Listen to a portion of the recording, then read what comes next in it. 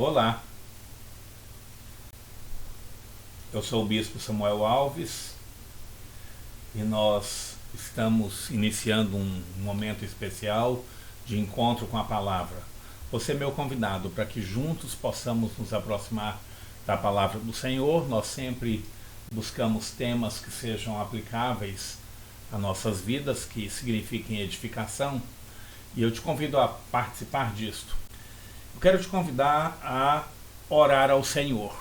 Nós vamos tratar hoje do tema Deus é fiel. E nós precisamos da graça de Deus para que compreendamos o que a Bíblia fala sobre a fidelidade de Deus.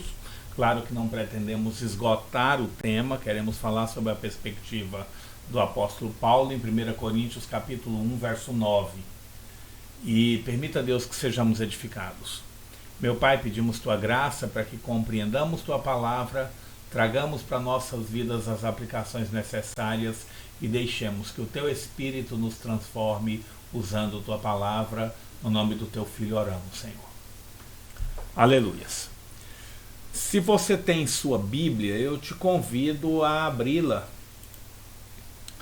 E nós vamos estar, então, lendo a Bíblia.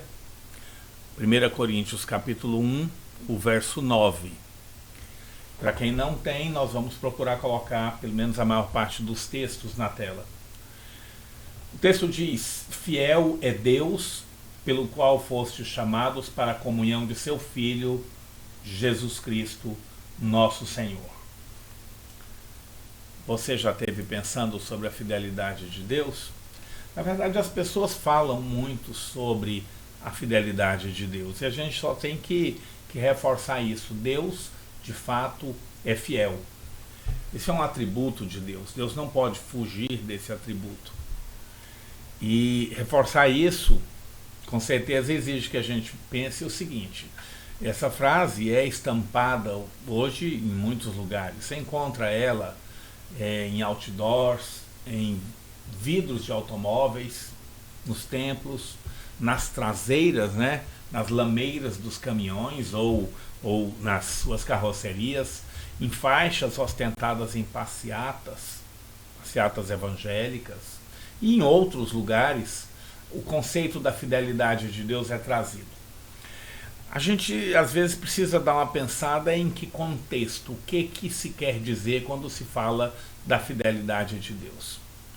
Eu não sei se é brincadeira, mas alguém disse que essa frase foi cunhada por um torcedor do Corinthians, da Gaviões da Fiel, para dizer que até Deus é fiel, né? Da torcida fiel, da Gaviões da Fiel. Claro que deve ser uma brincadeira. E o que os evangélicos acharam bonitinho e colocaram em seus carros, será que vem disso? Talvez não, talvez não. Mas o que é que significa? Não há como notar que a infidelidade é a regra dominante. A gente tem a infidelidade como patente aí em diversas questões. Por exemplo, é normal que amigos traiam amigos, que sacerdotes estejam traindo seus rebanhos, e às vezes traem seus rebanhos nos ensinos, nas motivações. Se alguém fala dos políticos, então, né, um adágio antigo é que seria muito difícil achar um homem honesto no parlamento. Isso é um adágio inglês antigo, porque já de muito se diz, puxa vida, os políticos traem seus eleitores. Os comerciantes traem os clientes quando colocam preços abusivos ou vendem gato por lebre, né? Fazem uma propaganda enganosa.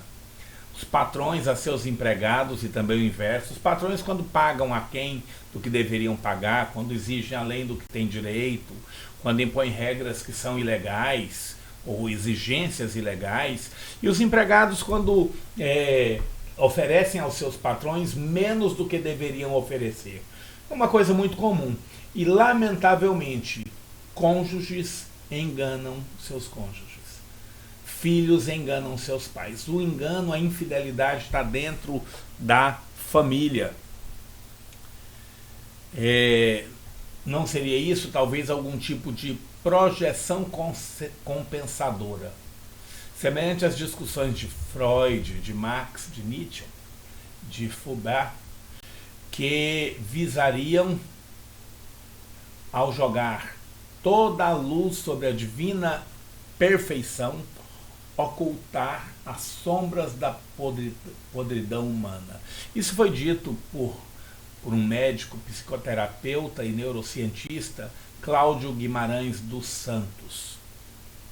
Nesse caso, como é que a gente vê a fidelidade de Deus? Se jogar à luz a fidelidade de Deus para encobrir a nossa infidelidade, será que faz justiça à fidelidade de Deus? A gente até poderia questionar, é razoável que nós sejamos infiéis? Porque nós também fomos chamados para a fidelidade. E acima da fidelidade com o cônjuge, com o amigo, com o patrão, com o empregado, nós fomos chamados para a fidelidade ao próprio Deus. E nesse caso, quando a gente afirma que Deus é fiel, a quem ele estaria sendo fiel? Seria correto aplicar essa afirmativa com base nas conquistas meramente terrenas, o que é o padrão da grande maioria. Muita gente diz Deus é fiel, se referindo, por exemplo, a uma conquista terrena, querendo dizer, por exemplo, que Deus é fiel a alguém porque garantiu a ele uma conquista, um emprego, um carro, etc. E não é incomum que você encontre aí carros, né, escrito Deus é fiel, se referindo a uma espécie de testemunho ou gratidão daquela pessoa por ter feito aquela conquista. Aí a gente poderia dizer, então Deus é fiel a quem conquistou e não é fiel a quem não conquistou? Por exemplo, Deus não seria fiel aos irmãos que estão sofrendo perseguição nos países em que isso ainda acontece? Na verdade, ainda não. O número de perseguidos é muito grande no planeta Terra. A Missão Portas Abertas fala em mais de 200 milhões de cristãos em situação de perseguição. Deus não estaria sendo fiel a eles? A quem Deus é fiel? Aos adúlteros da fé em Deus e desonestos que vencem a qualquer custo e conquistam patrimônio, conquistam glórias, conquistam riquezas nesse mundo? Deus estaria sendo fiel a eles? Ou Deus estaria sendo fiel aos que esbanjam dinheiro em vidas de ostentação e por isso andam em bons carros e gozam de boas vidas da perspectiva terrena? E às vezes usam sim da afirmativa de que Deus é fiel, e Deus estaria sendo fiel a eles?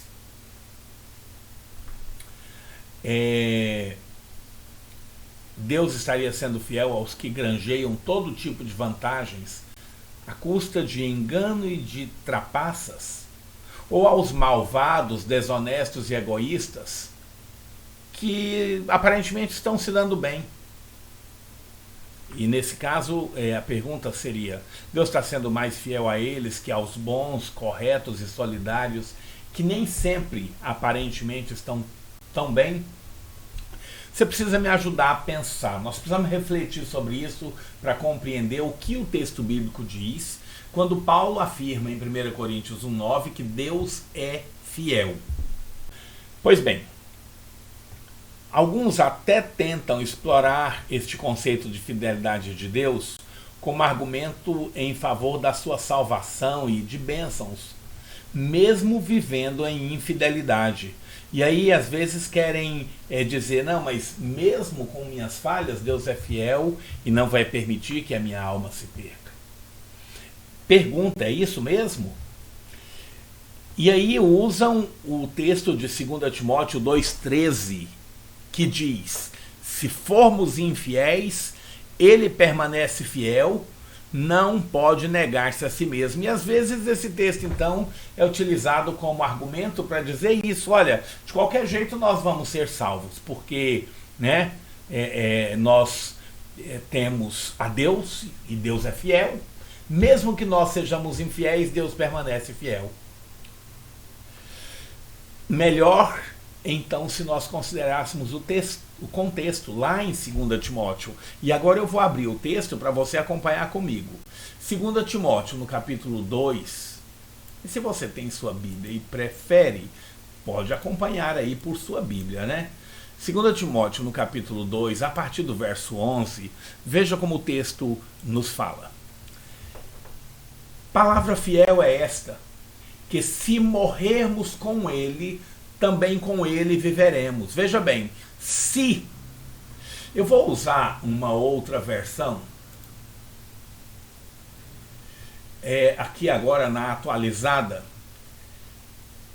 Fiel é esta palavra. Se já morremos com ele, também viveremos com ele. Veja que o texto, o contexto aqui da afirmativa de que Deus permanece fiel, considera nós termos morrido com ele. Aqui se referindo a Jesus Cristo, né? Também com ele viveremos. O texto diz então, se perseveramos, também com ele reinaremos. Se o negarmos, ele por sua vez nos negará. Opa, o que houve? Se o negarmos, ele por sua vez nos negará. Se formos infiéis, ele permanece fiel, pois de maneira nenhuma pode negar-se a si mesmo. E aqui a gente já começa a contemplar uma coisa interessante. Fidelidade com a promessa de salvação é fidelidade com ele mesmo. Nós poderíamos dizer, Deus tem palavra? Sim, e ele é fiel com a palavra dele. O texto não fala de uma fidelidade que oferece salvação a qualquer custo, mas faz um contraponto entre a fidelidade de Deus e a infidelidade humana. Então, somente isso. Para dizer, olha, nós caímos de nossas palavras, mas Deus não cai. Deus não abandona a sua fidelidade de modo algum. Mas fidelidade a quê? Ele não pode negar-se a si mesmo. O que ele fala, ele cumpre. E dentro dessa perspectiva, o verso 12 precisa ser muito caro a nós, porque o verso 12, daqui no texto de 2 Timóteo, no capítulo 2, diz, se perseverarmos, também com ele reinaremos, mas se o negarmos, ele por sua vez nos negará. Então ele não pode ser infiel nem com esta palavra, a palavra de que ele nos negará se nós o negarmos. Percebe? Claro que você sabe que negar a Deus não é só algo que você faz com sua boca, mas algo que você faz também com o seu comportamento. Então, já avançamos aqui para poder compreender, à luz do que Paulo fala a Timóteo, que Deus é fiel, essencialmente quanto à sua própria palavra. Se você for lá em Jeremias, no capítulo 1, vamos achar esse texto, Jeremias capítulo 1, o verso de número 12. Você vai ver o texto bíblico nos dizer: disse-me o Senhor, viste bem, porque eu velo sobre a minha palavra para a cumprir. Percebe? Olha que bênção. Nós servimos a um Deus que é fiel à palavra dele para a cumprir. Se você for lá em Ezequiel, no capítulo 1, verso 28, você vai ter uma palavra semelhante. Portanto, diz-lhes, assim diz o Senhor Deus, não será retardada nenhuma das minhas palavras, e a palavra que falei se cumprirá, diz o Senhor Deus. Nosso Deus tem palavra, nosso Deus não rói a corda, nosso Deus não muda o compromisso, nosso Deus não volta atrás, nosso Deus não se arrepende para mudar um tratado.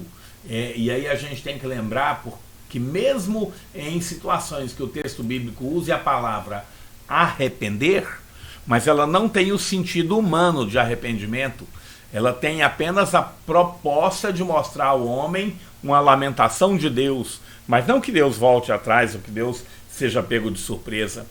Veja também Lucas capítulo 21, verso 33, Palavra de Jesus Cristo.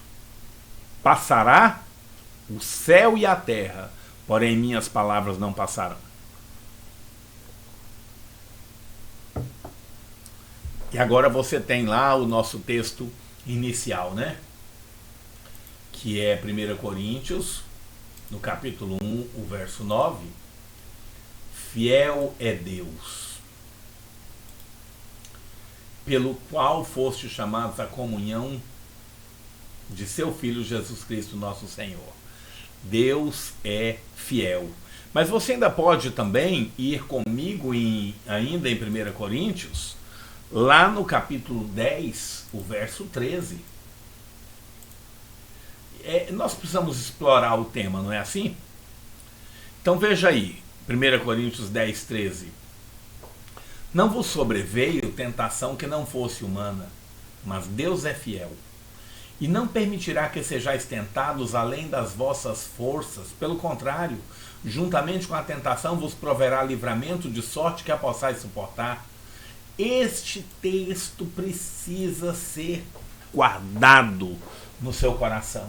Se possível, faça um cartaz dele e coloque no seu espelho, ou coloque na porta, num lugar que você veja todos os dias, para você se lembrar o seguinte: porque Deus é fiel, você pode confiar que nenhuma luta virá a você superior à sua força. Deus é fiel e não deixará você ser tentado além do que você pode suportar.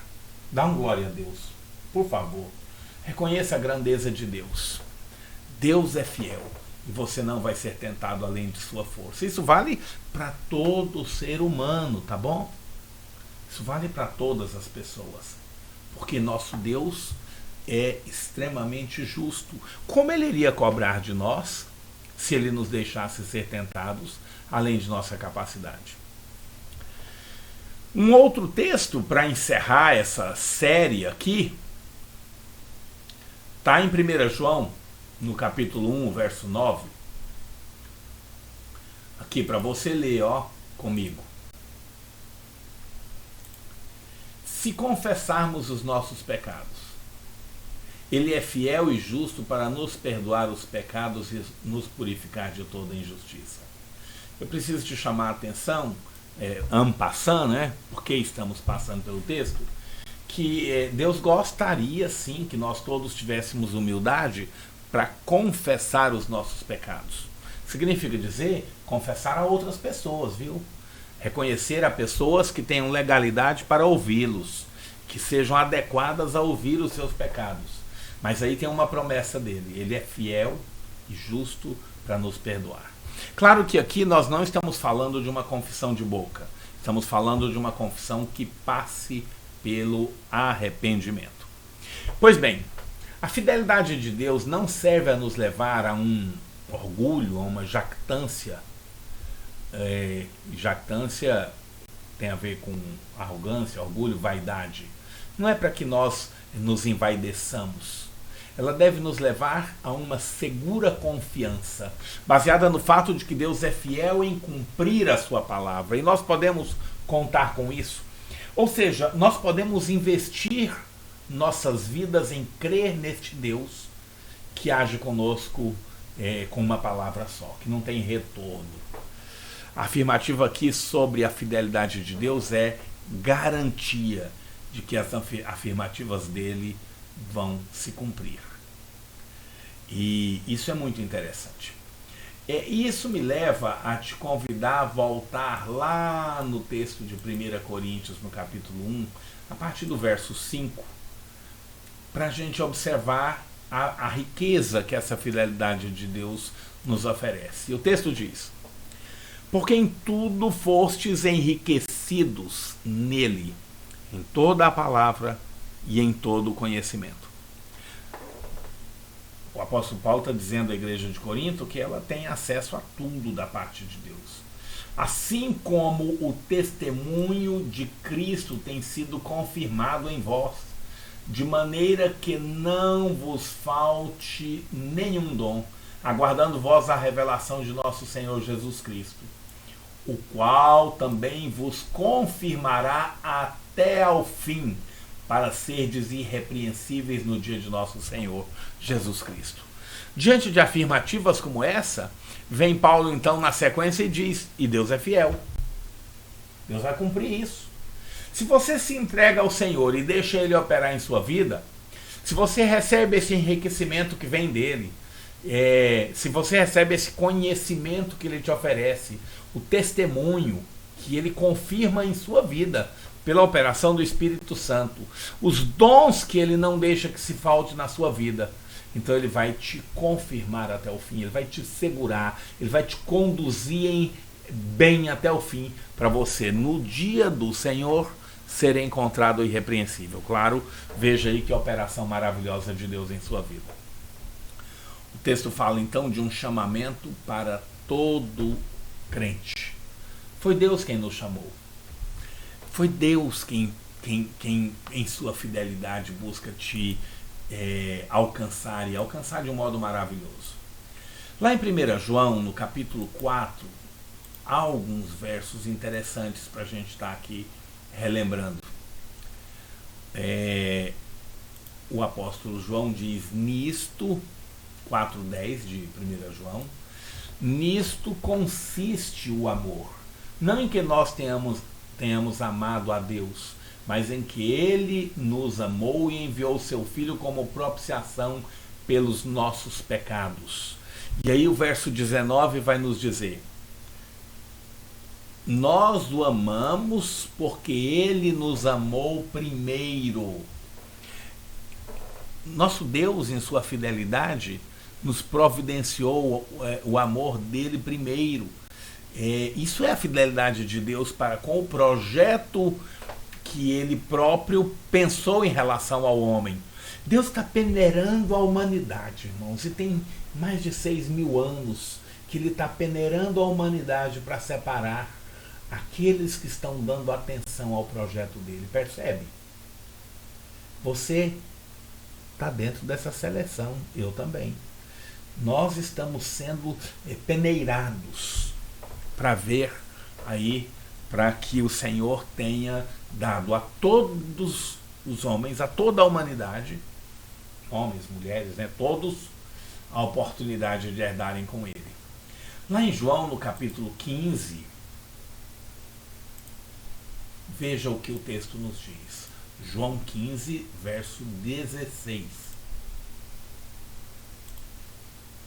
Não fostes vós que me escolhestes a mim.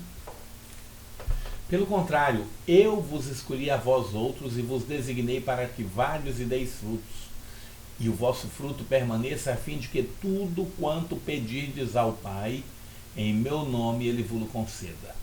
Não fostes vós que me escolhestes. E aí a ideia bíblica é uma ideia que vai longe. Você tem que ter sempre cuidado com versículos isolados, para não entender assim, então só vai ter sucesso quem Deus escolheu. Não, na verdade, a ideia da escolha de Deus precisa ser vista dentro do contexto do Deus que é presciente. Você vai encontrar aí um estudo nosso falando da presciência de Deus.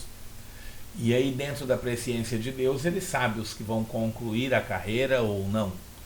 Mas a ênfase aqui é uma ênfase válida para todos os que estiverem dando atenção à palavra do Senhor, para dizer assim, vocês são escolhidos para irem dar frutos. Até porque se você for e der fruto, e no final então você chegar lá do jeito certo, então com certeza Deus já sabia disso. Dentro da presciência dele, ele já sabia e já tinha ali um carimbo, vamos dizer assim, no seu nome, dizendo: esse é um dos que vão cumprir com todos os requisitos. Outra forma de dizer isso: esse é um dos eleitos. Porque eleição, na Bíblia, é muito semelhante à eleição em nosso mundo, vamos chamar aqui de mundo democrático. O eleito tem que ter cumprido com todas os requisitos do processo eleitoral. Porque só é eleito quem ao final cumpriu com tudo. Senão ele não vai ser considerado eleito, Não vai estar dentro desse grupo. E Deus, na fidelidade dele, faz com que esse plano aconteça, e aconteça com muito significado. Dentro dessa fidelidade de Deus para com o projeto dele, projeto salvífico, nós podemos ainda estudar, e é muito bom quando a gente caminha pelo texto bíblico, que a gente fica assim, sem muita possibilidade de ficar conversando abobrinha, né? Porque vamos olhar para o que o próprio texto bíblico nos diz. E abre lá em Efésios, no capítulo 2, já está aí na tela para você. Efésios 2, a partir do verso 1. Ele vos deu vida estando vós mortos em vossos delitos e pecados. Olha a fidelidade de Deus aqui. Nos quais andastes outrora, segundo o curso desse mundo, segundo o príncipe da potestade do ar, do espírito que atua nos filhos da desobediência, entre os quais também todos nós andamos outrora, segundo as inclinações da nossa carne, fazendo a vontade da carne e dos pensamentos, e éramos, por natureza, filhos da ira, como também os demais. Presta atenção, até o verso 3 aqui, está manifesto o nosso passado. Algo que tem que ter ficado no passado, e se não ficou, tem algum problema, não é assim? Mas, olha o que o texto diz a partir do verso 4. Mas Deus, sendo rico em misericórdia, por causa do grande amor com que nos amou, e estando nós mortos em nossos delitos, nos deu vida juntamente com Cristo. Pela graça sois salvos. Vida que Ele nos deu. Pela graça somos salvos. Pelo mover de Deus somos salvos. Pelo poder de Deus somos salvos. E juntamente com Ele nos ressuscitou e nos fez assentar nos lugares celestiais em Cristo Jesus. Aqui a gente tem o mistério do já e do ainda não. Já no sentido de que nós já usufruímos de direitos, de bênçãos vinculadas ao estar assentados em Cristo nos lugares celestiais. E ainda não, porque isso não se cumpriu ainda plenamente, mas vai se cumprir. E o que nós precisamos destacar aqui é que é a fidelidade de Deus que nos leva a isto. Fidelidade à palavra dele, que nos leva a poder então usufruir dessa bênção, da bênção da salvação. Vamos ainda em Tito e nós vamos ter aqui mais dessas afirmativas maravilhosas sobre o que o Senhor nos oferece. Pois nós também outrora éramos nécios, desobedientes, desgarrados, escravos de toda sorte de paixões e prazeres, vivendo em malícia e inveja, odiosos e odiando-nos uns aos outros. Olha o espelho do seu passado aí, ó. Quando, porém, se manifestou a benignidade de Deus. E por que essa benignidade se manifesta? Porque Deus é fiel ao projeto, um projeto que ele bolou, vamos dizer assim, antes da fundação do mundo. Quando, porém, se manifestou a benignidade de Deus, nosso Salvador, e o seu amor para com todos, não por obras de justiça praticadas por nós, mas segundo a misericórdia, ele nos salvou mediante o lavar regenerador e renovador do Espírito Santo. Presta atenção na transformação que tem aqui. Lavar regenerador e renovador do Espírito Santo. Que ele derramou sobre nós ricamente por meio de Jesus nosso Salvador, a fim de que, justificados por graça, nos tornemos herdeiros segundo a esperança da vida eterna. E aí, o conceito da fidelidade é trazido de novo e de um modo claro. Fiel é esta palavra. E quero que, no tocante a estas coisas, faças afirmação, confiadamente, para que os que têm crido em Deus sejam solícitos na prática de boas obras. Estas coisas são excelentes e proveitosas aos homens. O que o texto está fazendo aqui, irmãos, e o que nós estamos tentando destacar aqui, é que todo o processo de salvação tem a ver com a fidelidade de Deus, à palavra dele, ao processo que ele próprio definiu por instaurar. A salvação nos é concedida porque Deus decidiu salvar o homem. porque Deus prometeu isto, porque Deus se envolveu nisto. Nós não estamos falando então de uma fidelidade a Deus a nós, mas uma fidelidade dele a ele próprio, à palavra dele e ao processo dele. O que não significa dizer que ele vai salvar quem não queira ser salvo, que ele vai salvar quem não creu no projeto dele, mas ele vai salvar todos quantos creram, como nós vimos num dos primeiros textos que visualizamos aqui, né? Que é, e eu vou te relembrar então, é o texto que está lá em 2 Timóteo capítulo 2, o verso 12. Se perseverarmos, também com ele reinaremos. Se o negarmos, ele por sua vez nos negará. Tá? E a Bíblia, ela exige de nós um cuidado de uma análise completa. Se nós estivéssemos falando do direito, teríamos que dizer que deve se aplicar a palavra de Deus à teoria do conglobamento. A norma tem que ser vista inteira. A Bíblia tem que ser vista inteira. Não vale você pensar textos isolados para garantir o que te interessa. Não vale. Tem que ser analisada num todo. Tá bom?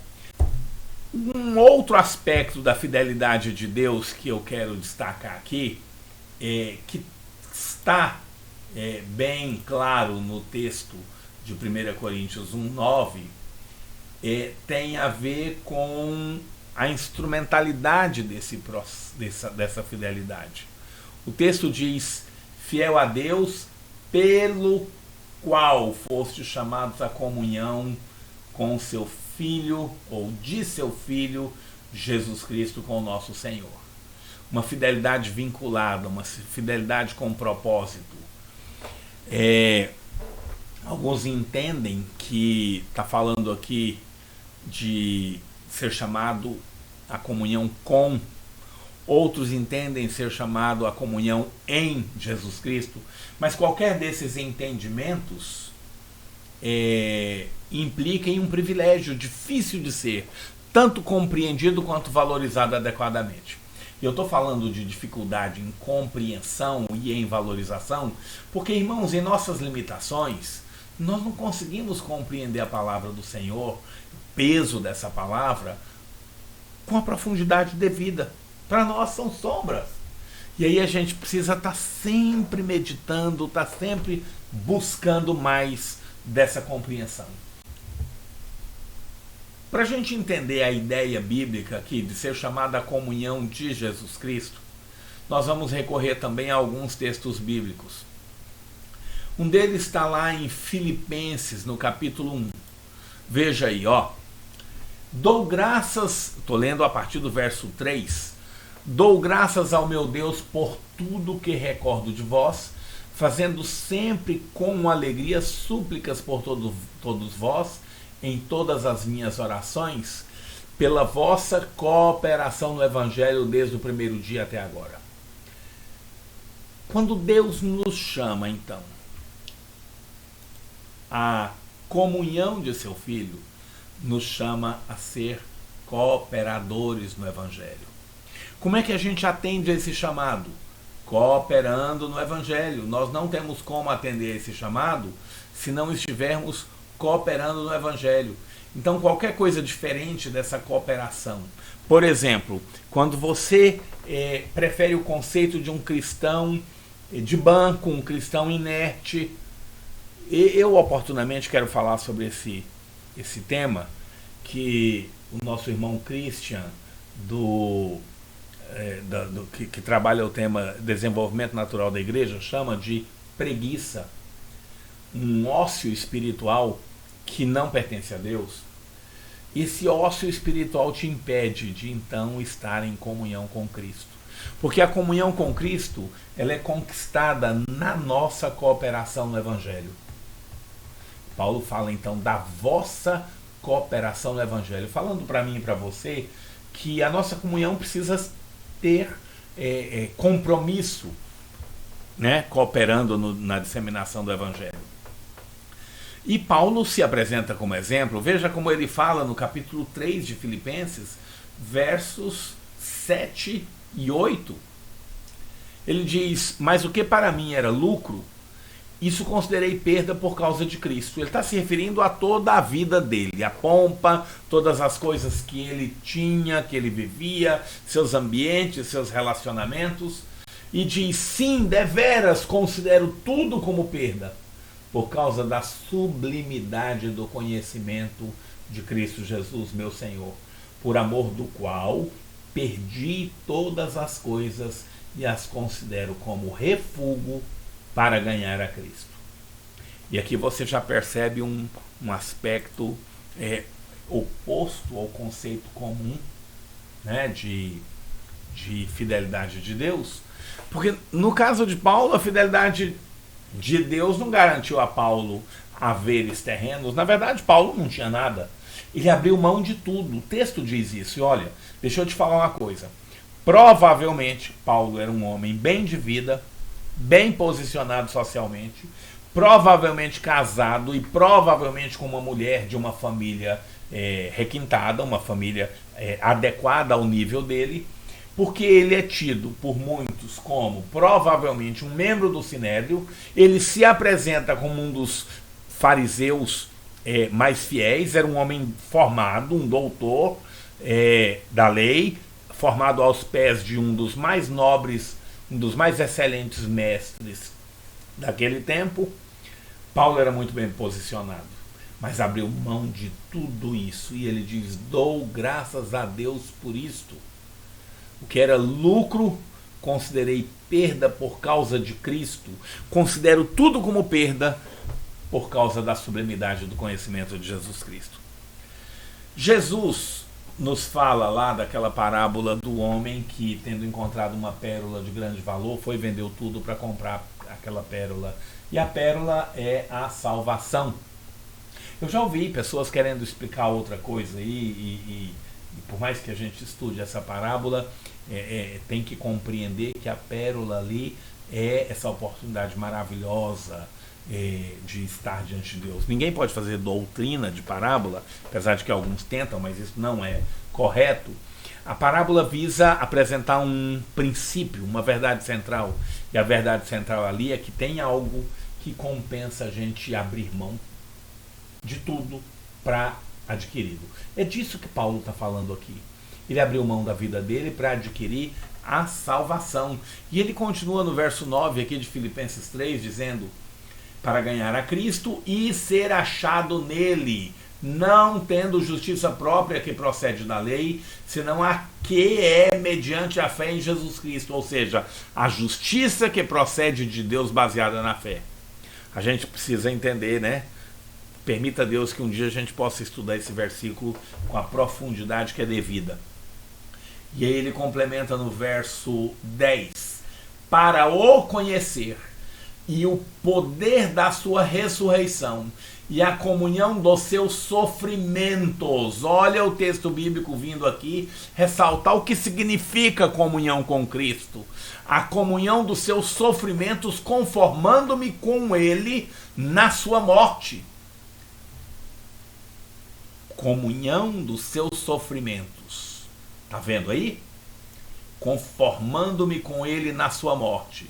E aí o verso 11: para, de algum modo, alcançar a ressurreição dentre os mortos. Para Paulo, queridos, a questão era muito clara.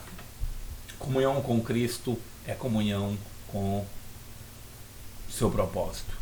É comunhão com sua morte, é comunhão com a forma como ele opera. Comunhão com Cristo é um negócio amplo demais. Então, aqui Paulo queria dizer que a sua comunhão é a participação comum com Cristo. Mas eu ainda preciso te convidar a irmos à carta escrita aos Hebreus. Para muitos uma carta escrita pelo apóstolo Paulo, para mim não, tá bom? Para mim não. Eu reputo outros escritores prováveis, mas não tem razão para a gente estar discutindo, né? Mas eu só estou chamando a atenção. É um tema não deixa de ser interessante. Mas veja como Paulo, como escritor aos Hebreus, né, fala aqui em Hebreus capítulo 3, vamos começar com o verso 1. Por isso, santos irmãos, que participais da vocação celestial, considerai atentamente o apóstolo e sumo sacerdote da nossa confissão, Jesus. Esteja atento a ele. Verso 14. Por quê? Nós temos, ou nos temos tornado participantes de Cristo, se de fato guardamos firme até o fim a confiança que desde o princípio tivemos. Tá vendo? Não é? Nós somos participantes de Cristo se guardamos firme aí o seu propósito. Guardamos firme até o fim a confiança de que dele participamos.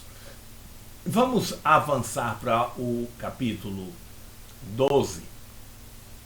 Lá no capítulo 12, o verso 10. Leia comigo. Pois eles nos corrigiam por pouco tempo, segundo melhor lhe parecia.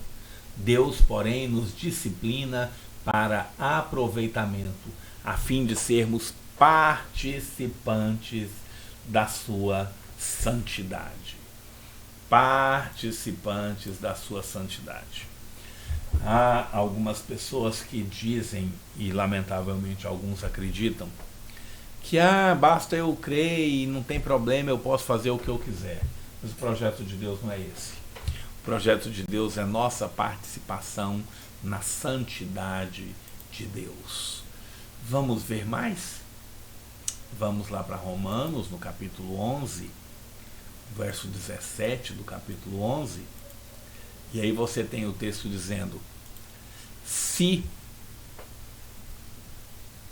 porém, alguns dos ramos foram quebrados, e tu, sendo oliveira brava, fostes enxertado em meio deles, e te tornastes participante da raiz e da seiva da oliveira. Veja, a ideia bíblica, o contexto é muito interessante. Mas eu não vou usá-lo agora, mas o contexto fala do nosso risco, do nosso perigo, se a gente não valorizar isso. Mas aqui o destaque é: te tornastes participantes da raiz e da seiva da oliveira. Veja que a proposta é uma intimidade absoluta. Lá no verso 9 de 1 Coríntios 1, fala de Deus nos chamando a essa participação, ser participantes com Cristo. E lá em 1 Coríntios, no capítulo 9, né? Nós estamos o texto base usado aqui foi 1 Coríntios 1:9. Agora vamos para 1 Coríntios 9:23. Tudo faço por causa do Evangelho, com o fim de me tornar cooperador com ele. Veja que essa participação com Cristo, ela exige um envolvimento nosso. E Deus, que é fiel, nos chama a esse envolvimento. 2 últimos versículos que eu quero compartilhar com você. Abre sua Bíblia aí em 1 Pedro 4:3. Eu estou abrindo aqui também, tá bom? 1 Pedro 4:13, né? Melhor dizendo, 4:13.